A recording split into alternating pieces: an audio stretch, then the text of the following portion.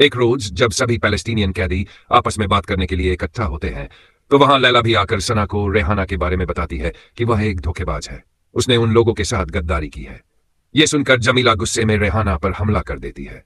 वह रेहाना से झगड़ रही होती है कि अचानक जोर से गोली चलने की आवाज सुनाई देती है, जिसके बाद जमीला जमीन पर गिर जाती है। उसकी मृत्यु हो चुकी होती है।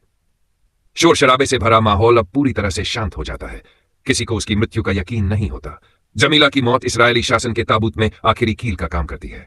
इस हड़ताल ने अब एक आंदोलन का रूप ले लिया था, जिसमें अब पुरुष कैदी भी शामिल हो जाते हैं। जेल के कोने कोने में पैलेस्टीनियन महिलाओं के नारे गूंज रहे होते हैं। हालात इतने नाजुक हो जाते हैं कि जेलर को वहां की आर्मी को बुलाना पड़ता है। वे सभी उन महिलाओं पर वैसे ही अत्याचार करते हैं जैसे इस्राएली सेना बाहर पैलेस्टीनियन लोगों पर कर रही होती है। उन्हें शांत करने के लिए बैरकों में आंसू गैस के गोले फेंके जाते हैं, जिससे बचने के लिए उनके पास कोई रास्ता नहीं होता, और अब वे सब के सब वहीं पर बेहोश हो जाते हैं। इससे पूरा आंदोलन शांत हो जाता है, परंतु कई कैदी गंभीर रूप से बीमार पड़ जाते हैं। यह खबर जब लैला के सरकारी वकील राहिल को पता चलती है, तो वह जेलर के खिलाफ कोर्ट में याचिका दायर कर देती है, जिसकी वजह से इस्राएली सरकार जेल में मौजूद सभी पुराने कैदियों को आजाद करने का हुक्म सुनाती है। साथ ही साथ जेलर को कड़ी से कड़ी सजा दी जाती है। और अब वह दिन भी आ गया है जब पैलेस्टीनियन कैदियों का सारा संघर्ष सफलता का रूप ले चुका है। वे सभी एक एक करके जेल से अपने घर वापस जा रहे हैं, सिवाय लैला के, क्योंकि वह उन पुराने कैदियों में से नहीं थी। उसे तो किसी और अपराध में सजा मिली थी।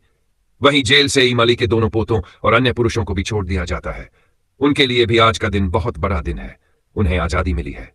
एक तरफ खुद के जेल से रिहा न होने का लैला को गम तो बहुत था, क्योंकि उसके बेटे को आखिर उसकी मां की जरूरत थी, लेकिन वह अपने दोस्तों की आजादी से बेहद खुश भी थी।